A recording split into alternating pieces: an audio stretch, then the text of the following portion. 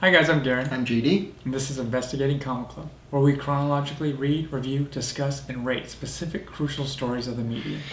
Indeed, and we hope that you will subscribe to become a member of Comic Club, share your opinions of the stories in the comments, stick around till the end of our discussion for our episodic comic quality poll to give your own rating, A, B, C, D, or F, and possibly, if the episode proves to give us some, after the Misfit Picture Show's logo for some bloopers. Boop, boop. So today we are doing Chronological Marvel, Episode 8, Spider-Man Chapter 1. No, Spider-Man Season 1. And it's funny because you'll remember John Byrne. Mm-hmm. He did, I think, a 12-issue miniseries in the 90s called Spider-Man Chapter 1. Okay. Oh. So, this is Spider-Man Season 1. Season 1. Alright. And it actually, when we did the Fantastic Four Season 1, Mm-hmm. I didn't know enough about them to kind of, I love that. I love that book and everything. Mm-hmm. This one, it's funny how, even though the other one was named that, this being Season 1 felt fitting because it does fit everything you need to know in that first season of what Spider-Man is. Yeah, it is a kind of encapsulation of everything you need to know about Spidey. Mm-hmm. And he's probably the one who I know the most about, again, from the movies and like that storyline. And some of the things lining up and not lining up, but it's all about the same, you know. It's bit by a spider, realizes he has powers, goes off and fights. Uncle Ben teaches him the ways of like what kind of person he should be, and then you lose Uncle Ben, and then it's what does he do with that, and that's the season of Spider-Man. That's and the big epic quote. Yeah. Oh yeah. Of course, the big epic quote of the. I don't want to get it wrong, but it's the. I was just about to say it earlier today. With great responsibility, with great power comes great responsibility. Right. That is it's just a given right now, but it is shocking to think that Stan Lee wrote that in 1962, and it has become just a part of culture. Yeah. No, yeah. Even if you don't know Marvel, even if you don't know comics, you know that quote. Absolutely. You've heard that quote being in anything they do. It's like, everything from the biggest thing you could possibly do, or here's the keys to the, the fast food restaurant. With great power comes great responsibility. Yeah, for sure. And I wonder how many of those people that use that and say it often, it's in their kind of lexicon. Yeah. I would imagine, well, now it's a little different with the movies, but maybe a decade ago, 80% of those people would say, no, that's not Spider-Man. That's not the origin of that phrase. But indeed it is. Stan Lee and a gentleman named Steve Ditko created Spider-Man in 1962 in a comic book called Amazing Fantasy issue 15. Stan Lee actually had to fight to get Spider-Man in a comic because he was a teenager. And he was a teenager that wasn't a sidekick like Bucky or Robin. Yeah. He was the front man. Yeah. He didn't have a mentor like Batman. Is or he mature Captain enough America. to be a superhero to? And I think it's actually just amazing. You think of Robin or you think of Bucky, you think of the sidekicks. Spidey never had a mentor. Mm-hmm. And he screws up and his uncle dies. Mm-hmm. And it's like he needs to learn through mistakes. Mm-hmm. I just think that that's actually really, that's inspired. Yeah. I think that that's an amazing thing. I don't know if Stan Lee was like, well, because he isn't a sidekick, he doesn't have a mentor, so he needs to screw up before he takes responsibility. Yeah. I don't know if it was deliberate, Mm-hmm. but it is, I just think, thinking about it in the past, I think that that's really special. Mm-hmm. It's a really special part of his origin. Yeah. And it's cool to think of it that way as far as learning from a mistake, because his is from a mistake, which is arguable, whether it's his mistake or not, because of him allowing that guy to get away, whether he knew it or not. But it goes also to kind of, and again, this isn't Marvel, but even DC with Batman, who he became was because of losing his parents. Right. And Uncle Ben is his is his family, is his father, and so it's like losing someone, but we have to see it while he's already has his powers, already has his abilities, and having him to go through that. And also, again, I don't know what it is from the past and stuff, but it is different for me to not see the Green Goblin, right? As a initial bad guy or villain for him, but again, from the movies, having the Vulture be in Spider-Man in the MCU, the MCU, having that be kind of the first one in that was kind of like, all right, like it's cool to see them pull from that, and so it wasn't like, oh, I want the Green Goblin, but it was cool to see like who they had fit into that scenario for this. Yeah, I believe, and I could be wrong, but I do believe that the Vulture was his first supervillain. I believe in Amazing Spider-Man issue 1. Okay. So it's kind of very shortly after he made his debut in Amazing Fantasy issue 15. Amazing Spider-Man number 1 came out, and one of the things that is cool with Osborn, because in the original story, my knowledge actually of the Spider-Man comics isn't that deep until later on. The original run, I do know that the Green Goblin, he became his ultimate kind of bad guy, but he didn't show up for quite a while. And certainly for a number of issues, the whole Osborn thing, he was friends with Harry and stuff. But the reader didn't know who the Green Goblin was for many, many issues. Gotcha. I believe. Cool, yeah.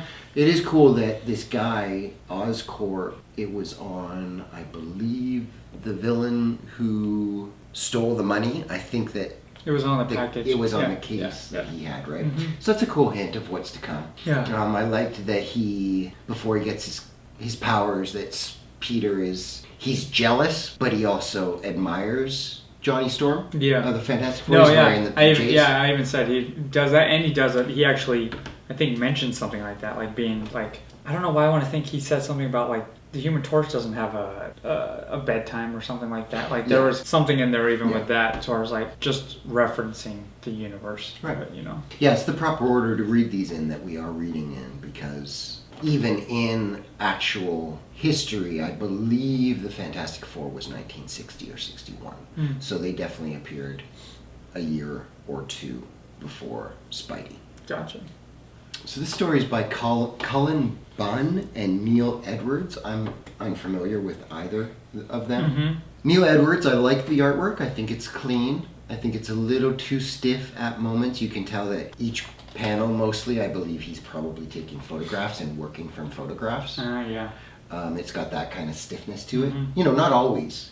Yeah. And actually, in the end of the book, I thought that his pencils were actually a lot more attractive. Than like the book. I even put, like, you have the pencils, like the end of the... And the end of that? Pencils, yeah, and that's... I was noticing a difference in change, even the beginning. I didn't know how to word it, but like the blocking of the beginning of it was more of just like, okay, again, I don't know the wording, but at the end with the fighting, it looked more like grittier and, like dirty kind of like, which kind of reminded me a little bit of Daredevil style, of that darkerness of it, which was cool. And I love that, because I love that shot. Yeah, that is really pretty. That's an interesting thing. I wonder if the inker and the artists working together, they may have done that deliberately. Started really clean, and then as his story darkens, added a little bit of that into it. That's smart, Yeah, and I think that that's nice. I like that, if you talk about Peter, the great things about Spider-Man, he's socially awkward. His aunt and uncle, they struggle with money, everyday stuff. He's awkward around the ladies, getting bullied at school. Even when his teacher gives him praise, it's almost like, oh, I wish you hadn't said that. Yeah. And almost, like Harry Potter. He's got it's that. Such an archetype. Yeah, it is. I mean, it's that, and I love this, the teenager portion of it. Having that be a kid, having him go through that adolescence, having him, it's funny that he happens to become, he gets bit, he become Spider. He has spider attributes, but at the same time, he's going through changes. But he's going through changes as a teenager anyways, puberty anyways, which is unfortunate and fortunate enough to why I love the MCU version of it, because I think it nailed that child adolescence, you know? Yeah, it's an important part of the character, I think, and there's such... Stanley deliberately wanted to create a character that aged, so he wanted to start young. That was deliberate. Yeah, okay. And Peter Parker has aged. You know, in the current Marvel universe, there's probably been like 12 years or so. So there's many years of stories of him in a high school and then in college, going to get a job. Yeah. All those things are really precious. Speaking of all the beats that it hits, I do like the amount of time it spends. It seems like just the right amount of time it spends with J. Jonah Jameson and the Daily Beagle. Yeah. You forget how much of a character he is, and because I'm trying to put his face to any of the other stuff. Like and again, it goes back to like even the MCU and all that, and him being in there. And like I was reading it, I was like, he looks just like him. You know, like, I'm like, oh, you can tell this was made after the movies. Right. Yeah. Because it's like they're like, nope, he nailed it. So we're gonna use, you know, and even the MCU bringing that same actor back in the cameo. It's pretty majestic. It's pretty extraordinary. Yeah. He's become just as iconic as the character. It was really special, and I like that within this tale, Spidey goes from being adored to being reviled. Yeah. And you know, that's one of the staples of his character. Going through, it gets really old very fast in like the Marvel universe. Like these heroes, we've talked about that before. They've saved the planet. They've saved the universe. What else? And next month you're going to ask for them to be kicked out of New York City. Yeah. But it's just a part. Yeah, I know it's like constant. It makes it even harder, I think. Not harder, but like for us as the reader, because you know that he's just a kid. You know that he's just a sweet, innocent Peter Parker. You know, right. He's not, he messes up, but after that one kind of mess up, he genuinely always just is trying to do the right thing. What does the media do? Why? You know, like, and it just, in the media adds on another form of realism for it. So where it is, you're going to always have, regardless if you have these evil people coming or, you know, or you're just saving kittens from a tree, you're still going to have the media who is going to sway your opinion. Reading this issue, you know, I've said before that there are some characters that I feel like Marvel hasn't quite done that. I know everybody knows the story, but you should still have the perfect origin tale that you can give everybody. That no matter who you are, if you like Spider-Man, here's his beginning, and without question, that person will love that story. This issue, you know, the foundation of what Stan Lee and Steve Ditko did is so precious and so good. It's difficult to mess it up. Do you know what I mean? Like, if you're going to adapt that tale, you're going to have a good story regardless. Because it's like, these are the beats to get. And those beats, they are precisely and brilliantly done. And they were in 1962. But to update a story with a specific writer and a specific artist in the right way, like, if you take out the foundation that was there, I don't think that this specific iteration of the origin of Spidey, it's not a classic to me. You know, there were a couple pages where I was like, okay, you know, it's fine. Oh, that's cool. Oh, I'm glad they spent the time with his science stuff. It made you really feel that part of it. But there are other things that I feel this could be improved upon. Yeah, I think we've had that talk before on other things, so kind of what you just said, but it's like, if you're going to make a remake, or not a remake without being a remake, you know, then make it better. You know, make it the best you can do, especially best if you artist, have best writer in the business. Go for it, guys. Go for it 100%. Have fun with it. You have the layout, but just like, you know, you can make it your own. Like Jeff Loeb and Tim Sale from Hulk Gray. If they did a Spidey origin, like that would sing. You know what I mean? That artist and that writer, that fluidity. Here you go, guys. Adapt this and make 6 issues of it. Like that would be fun. Classic. You know what I mean? That would be great to watch. It would be. Spidey Gray. Actually, here's a spoiler. We have Spider-Man Blue coming up actually in a few weeks in our chronological Marvel reads, and it is by Tim Sale and Jeff Loeb. It just takes place a little bit further down. Oh, a little further. Oh, cool. Cool. But it would be so cool if Yeah, they just went to back do an and origin. retroactively Yeah. did like a prequel to that. Very cool. Because when you read that, you'll be like, oh yeah, Yeah. these guys are That's good to these know. guys are good. They know what they're doing. It is hard to do when it's something that's been done so much. Yeah, I feel like this writer and this artist, they're certainly not phoning it in. Mhm. I think that you see even an improvement with the artist from Yeah. the beginning page to the last page. And I believe, I get a sense that Cullen Bunn is probably a big fan of the character. They were both probably extremely excited Yeah, to yeah. get this. Yep. And it is admirable, but I'd give it a C+. C+. I would give this one a C+. He gives it a C+. plus. Like, do you have any more to say about it? Like, I there's don't. not No. much to say. No. you No. know? And I gave it a B. You gave it a B? Yeah, Cool. I gave it a B. I like it. So question: Mm. why did you put this one in chronological Marvel Because this is kind of the only Spider-Man that they put together? that is similar to the other ones, these reiterations, these retellings, these new versions of them. This is the only one that they've really done. Yeah. Yeah, so that's kind That's of why. it's like, yeah. Again, what else do we have to work with? Yeah, no, that's really it. Yeah. Okay. Cool. So it was like, I was even, when I was talking about Fantastic Four a few weeks ago, I wish there was a better version. But then reading it, I was like, oh, this is really No, fun. yeah, it's fun. This is Yeah, great. yeah. So this one, I was like, that's why last week I was like, I wonder what you're going to say about this one. 'Cause Oh, it's really yeah. the best there is. Gotcha. Yeah. And again, it's And it's their title character. yeah. The Spider-Man. Yeah. You should have a better. Yeah.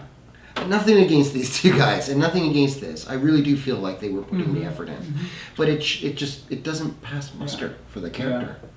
So I gave it a B. JD gave it a C plus. plus. Almost B. What did you guys give it? Yeah. Figure it out in the comic quality poll. Let us know. A, B, C, D, or F. Comment below with your why you gave it that, and keep this conversation going. And next time we have a pretty fun one, and it goes along with our companion series, the Marvel relaunch of the X-Men line by Jonathan Hickman. Those videos are doing really well. It seems like you guys are enjoying them, and enjoying certainly the relaunch by him. Yep. So now in our chronological Marvel, we are entering the X-Men with X-Men Children of the Atom. Okay. So we hope that you guys will come back and join us next week. Can't wait to hear what you think. To be continued.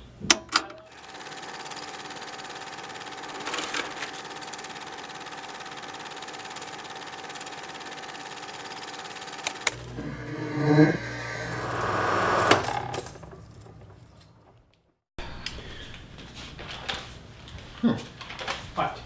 Nothing. What?